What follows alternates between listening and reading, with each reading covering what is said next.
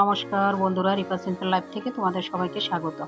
তো আমি আজকে তৈরি করে নেব আলু ভাজি। তো এর জন্য দেখো আমি আলু কেটে ধুয়ে পরিষ্কার করে নিয়েছিলাম, এগুলো কুচি কুচি করে কেটে নিলাম। সামান্য কিছু উপকরণ দিয়ে আমি আলু ভাজি করব।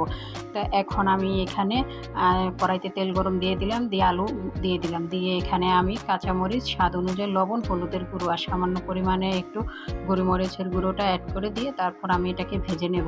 একদম মুচমুচো করবো না, একদম একটু হালকাভাবে ভেজে নেব। আর আমার এই রেসিপিটি যদি ভালো লাগে অবশ্যই লাইক কমেন্ট শেয়ার করে পাশে থাকবে পরবর্তী ভিডিওগুলো পাওয়ার জন্য। তো দেখো আমি এটাকে ভালো করে নাড়াচাড়া দিয়ে একদম ভেজে নিতেছি। আর এইভাবে একবার হলো তোমরা খেয়ে দেখবে, এটা রুটি বা পরোটার সাথে সকাল বা বিকেলে এই আলু ভাজিটা খেতে বা জল ভাতের সাথে খেতেও এটা খুব ভালো লাগে। আর এর সাথে যদি শুকনো লঙ্কা ভাজা হয় তাহলে তো আরও মজা হবে। তাই তোমরা একবার হলো এভাবে তৈরি করে খেয়ে দেখতে পারো। আশা করি তোমাদের কাছে অনেক অনেক